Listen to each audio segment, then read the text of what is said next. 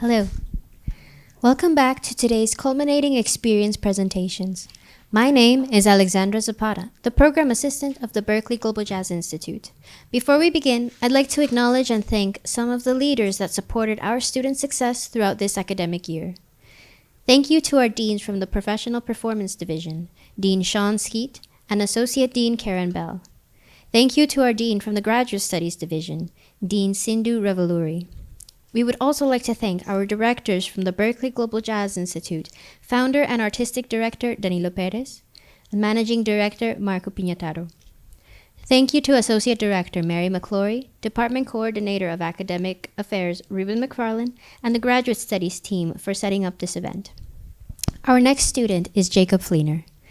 Jacob Fleener is a drummer from Efland, North Carolina. He completed his undergraduate degree in the Global Jazz Institute in 2022. He has performed at the Savannah Music Festival, Universal Studios, and the Berklee Performance Center. He has toured in North America and Europe, performing jazz, pop, and classical music. Jacob's committee member is Professor of Percussion, Liberal Arts, and Africana Studies, Bertram Lehman. His advisor is Assistant Chair of Ensembles, Gregory Groover Jr. Please welcome to the stage, Jacob Fleener.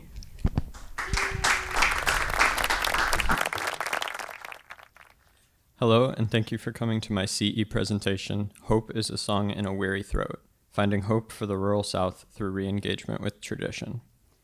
The title of this project is taken from the poetry of Reverend Dr. Polly Murray, a labor organizer, civil rights leader, lawyer, and the first Black woman ordained as an Episcopal priest. Dr. Murray was raised in Durham, North Carolina, a central hub for industry surrounded by rural, mostly farm and mill-dominated towns like Efland, where I grew up. These towns are connected by the Eno River, which powered the mills in Efland and flows through rural Durham County and into the heart of downtown, where it powered the old tobacco processing plants. As these industries moved out of the South, these communities have been reliant on a series of passing economic trends in order to sustain themselves. The narrative around these communities is often based on their perceived backwardness and lack of education, which is rooted in miseducation campaigns by the descendants of elite antebellum families who seek to maintain the status quo of the Old South. However, rural communities in the South are part of a long tradition of community activism against that same backwardness, utilizing traditions like religion and music to organize.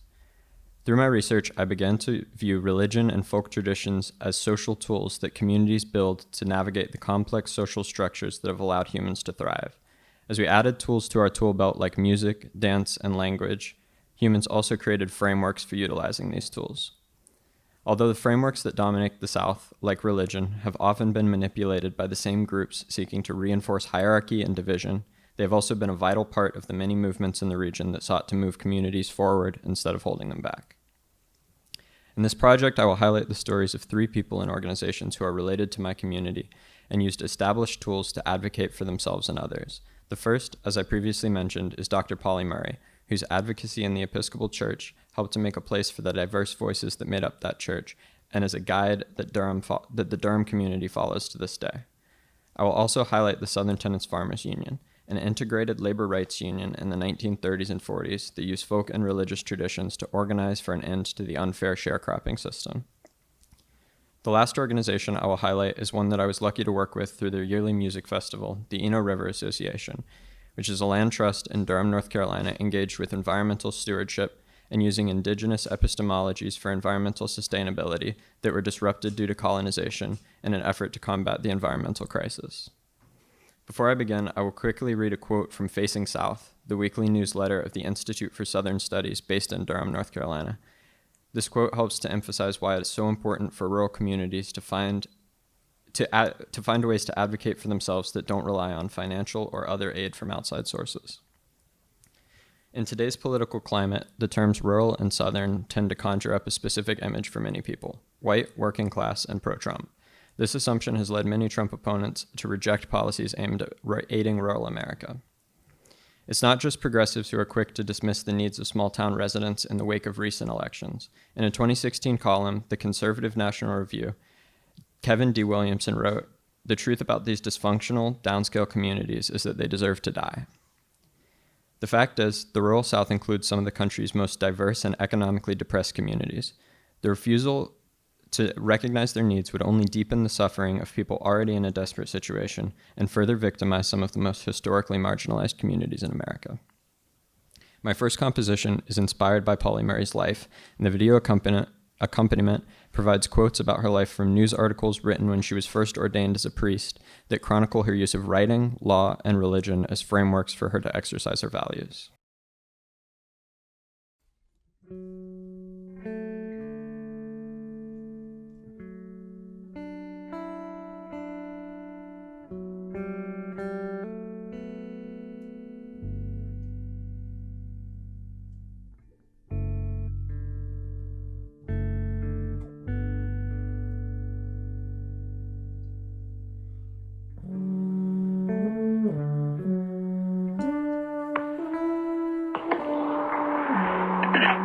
My name is Pauli Murray,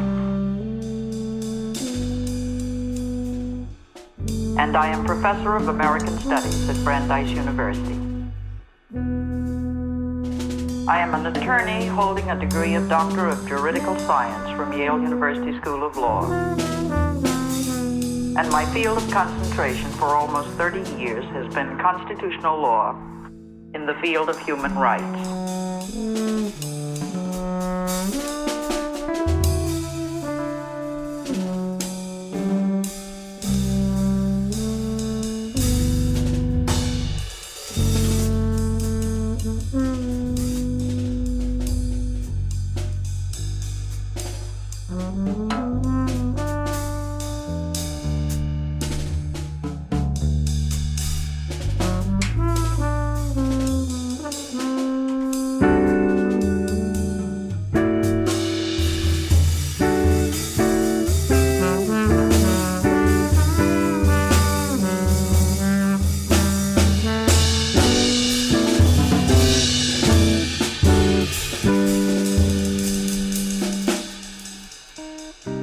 Everything in our religion, and most of us embraced Christianity to the degree that we embraced any religion.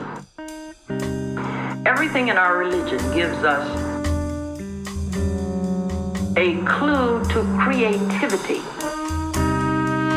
to the production of miracles. You see, and what we've done is to relegate the miracles to the first century.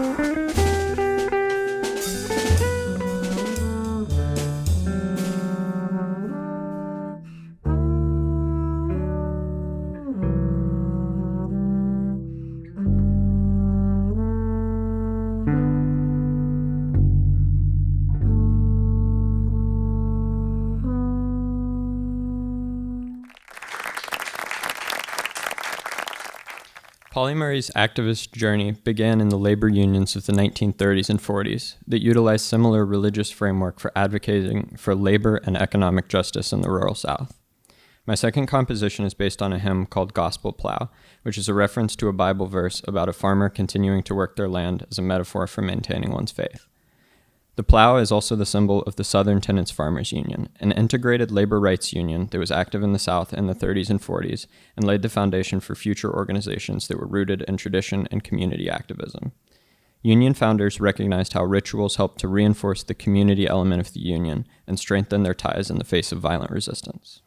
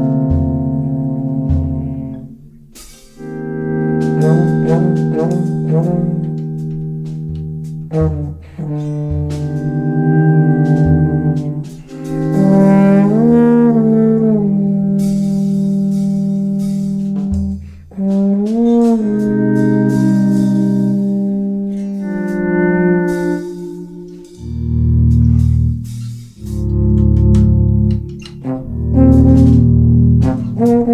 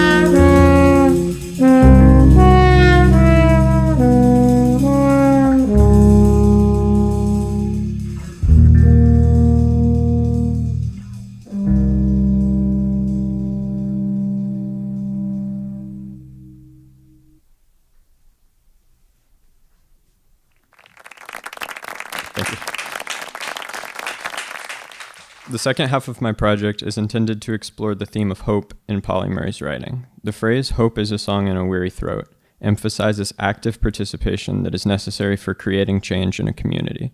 Integrating advocacy into every part of one's life, as Pauli Murray did, is necessary to truly create and sustain change, and traditions and rituals help us with that integration.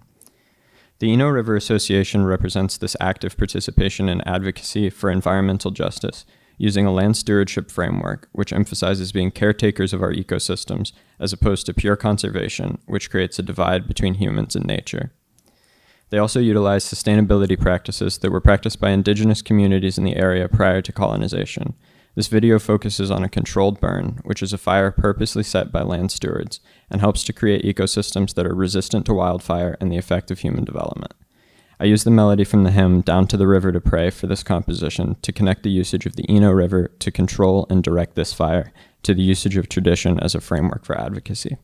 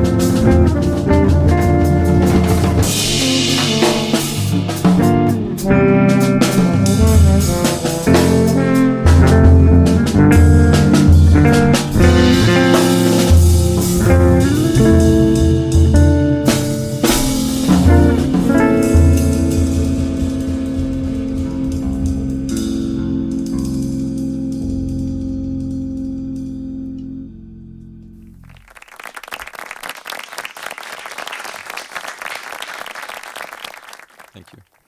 My fourth and final composition is an exploration of Pauli Murray's legacy both in and beyond North Carolina. and how she actively participated in shaping history, using contemporary technologies like voice recording to make her voice heard, and used all the tools around her to amplify that voice. This, like the first composition, uses audio recordings of Polly Murray, which were an incredibly important way that she expressed her views, and the clips you have heard in this project are a small selection of the audio examples that were used in the recording session for this project to guide the musicians and help to steward this activist tradition.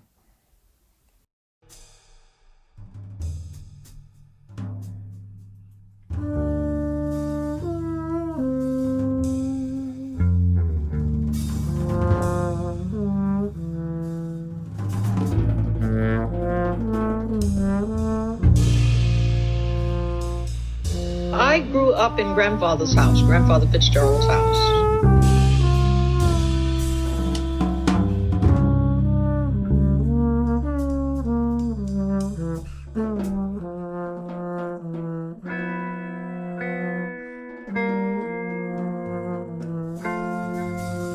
And it's still there, by the way, on Carroll Street.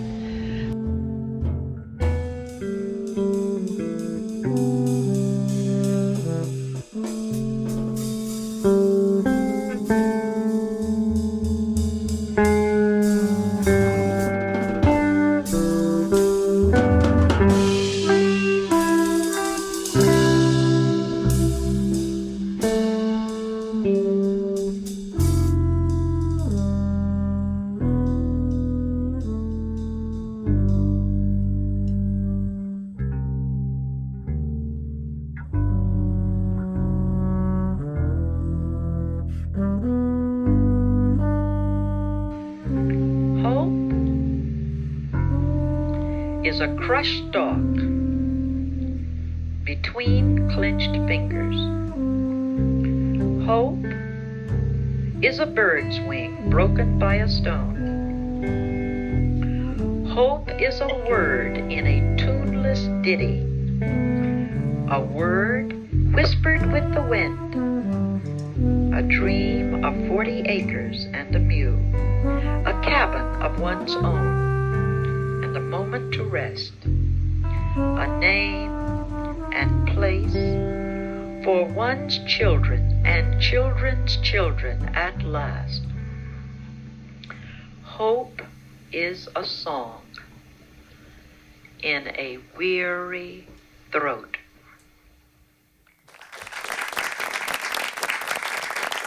Thank you. I hope that this project will highlight the potential for positive change in communities like mine. In my own life, using religion, music, and other rural traditions as connection points has allowed me to have deep conversations with members of my community who are often perceived as not being capable of having those conversations. I would like to turn this experience into further research for this project by working with the Eno River Music Festival and hopefully the Polly Murray Center to develop educational tools using the folk music that is ever present in these stories as one of those connection points. Here's my bibliography and the media stuff from the videos.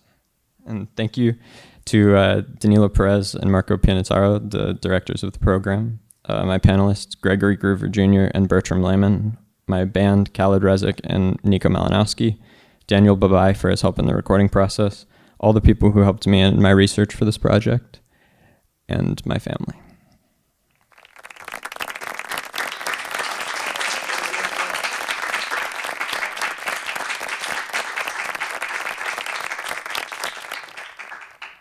Thank you so much, Jacob, for that wonderful presentation. I would like to give the word to our first panelist, Professor Bertram Lehman.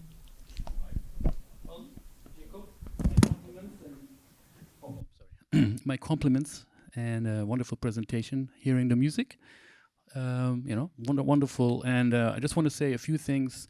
As we already talked a little bit privately, I really like that. First of all, the title of the project is really, now that I learned more about where it came from and the citation. But I always thought that this was a great title in many ways. It has a certain poetry to it, just as it is. Almost like a not only a project but a CD title. It goes very well with the music, which are wonderful meditations to me. They sort of They have a spiritual quality in them, and of course you used this hymn once, but it's so free and loose. And I also had the association in many ways. I think the trombone, connects to that throaty kind of a sound. I'm not sure if that was deliberate, but I thought that is sort of like if you had to look for programmatic elements, I think that would be kind of like. And then the guitar, with the South. So, I mean, you have a sort of like symbolism in your choices. I like that. I also, I thought that this very throat, trope, if you will, reminded me of flamenco with a similar topic, like the cante hondo, the deep song, as it's called, which, coming from a related but different tradition also in a certain way, is the most, the deepest expression that not every, flamenco type has. And so that was nice, and I think there's a lot of connections that to the greater sort of development of music from the African diaspora, but also in the way you kind of in this project have this connection to the particular social makeup in that region down in Carolina, and then many other things remind me also of things that apply to music from the Americas, religion being used as a tool, social tool, is something that was done a lot in Cuba, in religious settings like Santeria or Brazilian Candomblé and many other settings where the same energies sort of were present and also the same fights were fought, politically and socially. So I think there's a lot of interesting parallels to things, and this is kind of like my point that I also want to comment on. I think that you bring this up in an area where maybe that is not so, hasn't been verbalized and themicized too much. These topics from South America and Latin and the Caribbean sort of. But to some degree, I think the Southern United States history, other than the blues tradition, which has been talked about a lot, is sort of not really, hasn't been brought to the attention. And I was certainly, when we talked about it, surprised about when you told me what the inspiration was for this project to begin with. The integrated tenants union and that particular Miss Murray, her contribution. So I think this is a great, was a great idea to, and you're really kind of tying it into a larger, really the larger topics of, the Americas in general, and I think that's great done, very well done. I really, if I may say, I really like the music, very consistent but different. It has a certain unifying energy and vibe, and your playing is great, and you as a trio sound wonderful. I guess that the river, the hymn is the most maybe structurally sort of, where you can go, oh, I can hear the hymn, and the other things were more abstract. Very, very, very, very nice. I think that would be my first sort of general comment. Yeah. And actually, one question, the hope element. So you said you're going to do more stuff. Musically speaking, do you see this evolving perhaps in based on what you've done now, and maybe like to further develop that element of hope musically in some way? That maybe you have some comments on that. Yeah, definitely. Thank you for the question and for your comments. I definitely have a lot more that I could have fit in. I definitely have a lot more that I could have put in about other traditions that I think I picked specific things, and as I was going through the research for this project, I was able to narrow in until I just was talking about Durham and Efland essentially. But there are places all over that are doing similar traditions, and one thing that I was very inspired by, if I can find it on here.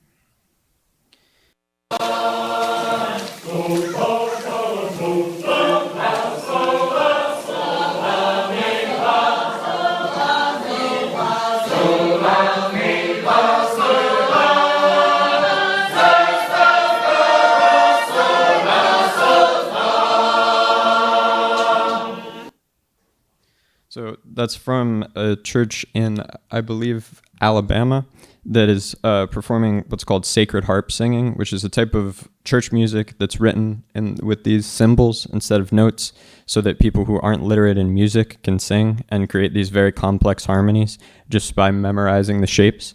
And so all of that together, most of those people weren't able to read sheet music. They were just reading these sacred harp symbols. They also have participants take turns leading the choir, and they select a song. And so this community aspect where they all sit, as you saw in the video, facing each other. There's no audience. The leader is in the middle, and it's just a community trading back and forth saying, I want to sing this song, I want to sing this song. I think that has a lot of value, and being able to connect with traditions like that and use those as more opportunities to say, people are already doing this community connection. Let's just expand the definition of what people define as their community.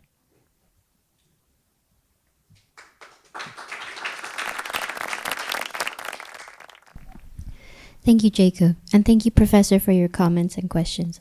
Up next, we have Professor Gregory Groover, Jr. All right. So first thing, I just want to congratulate you, Jacob, on this milestone.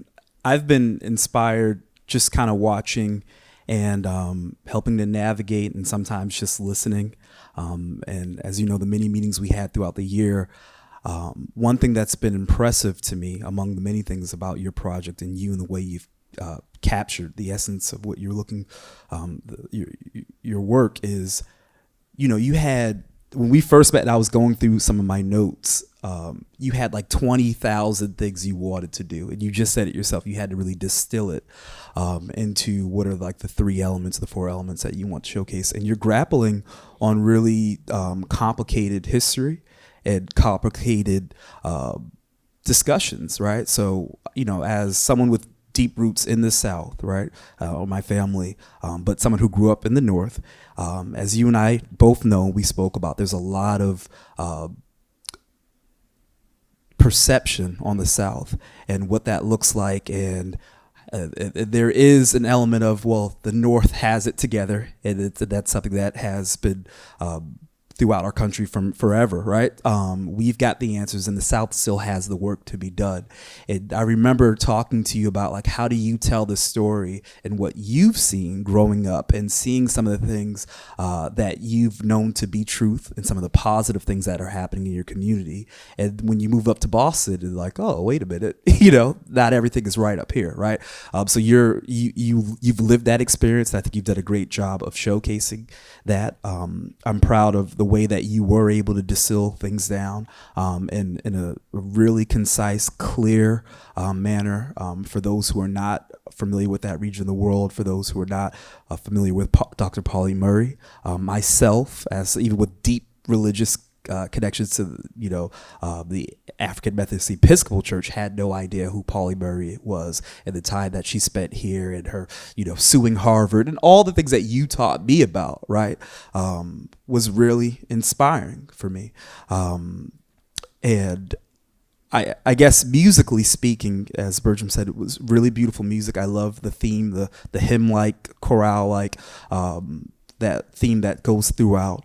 I appreciate we talked about different modes of instruction, right? So visual, audible, right? So that everyone can participate. But one of the clever ways that you did, and I hope everyone saw this, as you went through and you had important quotes or you had things that you wanted people to learn, right? But you did it throughout and had the music playing, so that way you didn't really have to sacrifice some of the knowledge that you would share. So I thought that was a very creative way of doing this. I've seen the growth, I've seen the revision, I've seen the reflection that you've done. So I'm really proud of that, and you should be proud of that.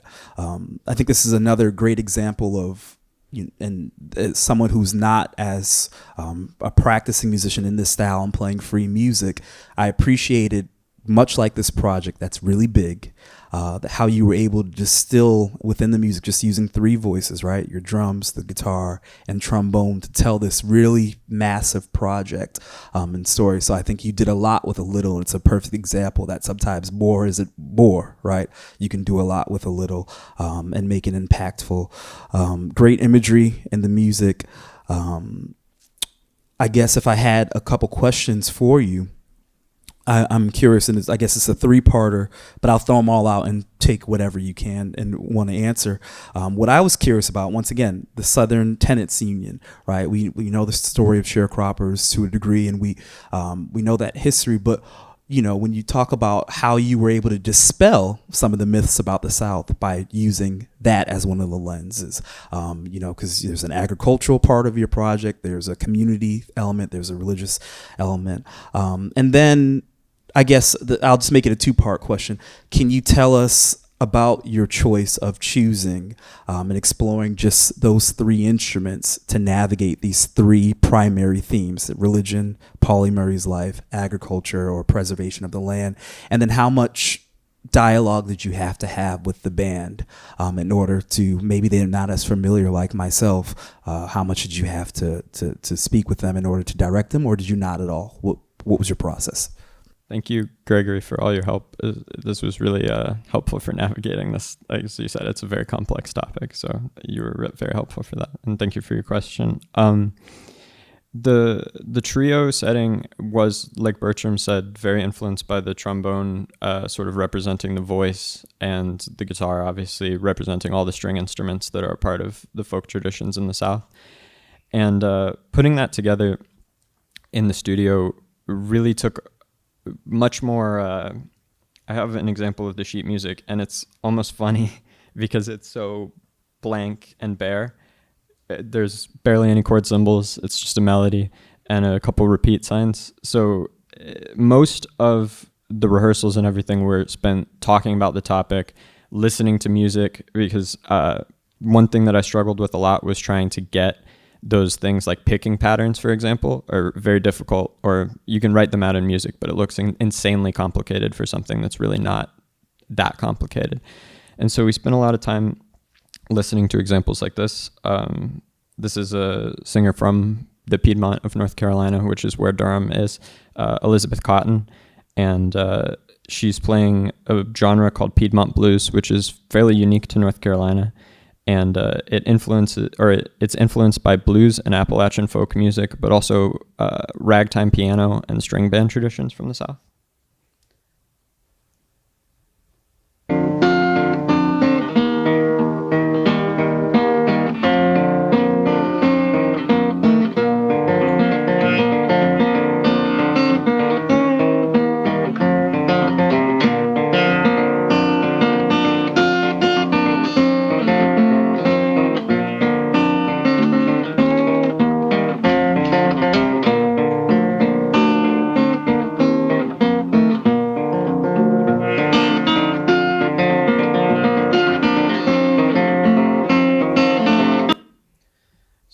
Those types of videos we played a lot in the recording session and in the rehearsals. And I have an example of one of our rehearsals that I recorded where we were talking about these picking patterns and things, and you can hear how it influenced the musicians to try to follow each other on some of these patterns.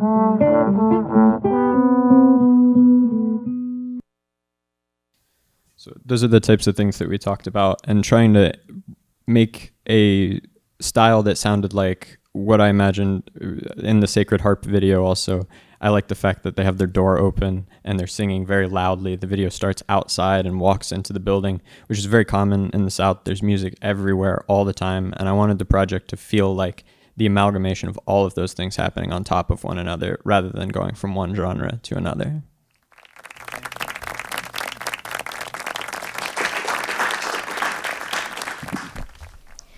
Thank you, Jacob, and thank you, Gregory. Up next, we have our artistic director, Danilo Perez. Jacob, congratulations. Wow, it's great to see where you arrive, where you have arrived after a year. And really support everything everybody said in terms of the choices. there's a feeling to the music that goes throughout it, that takes you in a trip and a journey. I actually see potential for you as a writer for documentary. I mean, explore that, because you have to. It really works, and the way you use the drums too, very colorful with the symbols, and it really fits your personality too. From years ago, since I met you, and the way you wanted to play, I think this really amplify a certain direction for you. Finding purpose. Wow, that's what we are about here, to really help you find purpose. I think you found it. Tell a story of this magnitude. Yeah, it's interesting to me now that when you mentioned that about Polly Murray, that years, I think it was in the 40s or something, she was rejected in her postgraduate studies at Harvard, and that's 44. If it's 44, then we're like, think about it, that you are now through music doing some sort of, if you want to call it, reparation and voicing that. It's an amazing journey. How there's a lot of people who have died for us to be here telling a story about a new change and a new life, and it's about connecting with those stories that's gonna make us feel that phrase. I want you to talk about that, the hope. She was hinting hope as a verb. How do you align with Polly Murray now that you have checked out a little more of that? What does hope means for you, and I think for you in this generation nowadays?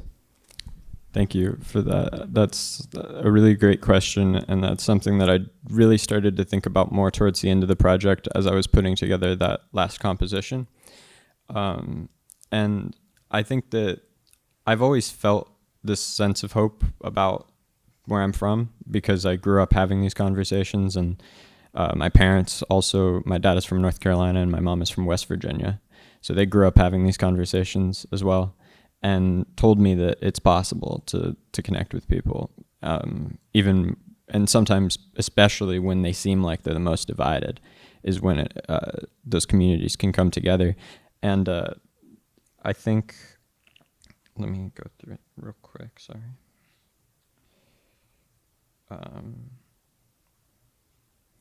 Yeah, so one thing that gives me hope is that I think there are relatively radical things that can happen in these spaces that may take longer for people that are more entrenched in the status quo, people who have money and who have more to lose, essentially. But one thing that gives me a lot of hope is that there are two cities in North Carolina. You mentioned reparations. There are two cities, Durham and Asheville, North Carolina, who have reparations committees now, which is a big deal. And it's really interesting that these communities and Asheville, as you can see, is in the Appalachian Mountains. It's way out in western North Carolina, close to the West Virginia and Kentucky border. So these are not people that would traditionally be seen as having a reparations committee, but the city has created that, and they were started in 2020, both of them, and they're starting to collect money and put together systems. The city of Durham especially has a really great basically platform for all the things that they're intending to do, and investing in education and communities and things like that are specifically for reparations for the families of enslaved people. And that's something that most people would never think that something like that could happen in one, let alone two cities in North Carolina. So that gives me a lot of hope. Wow, fantastic. Very proud of you. And remember, every time you're playing, wherever you go from here, performing, and somebody say, what are you thinking when you play? You said, reparation. Blessings, my brother. Thank you. Thank you.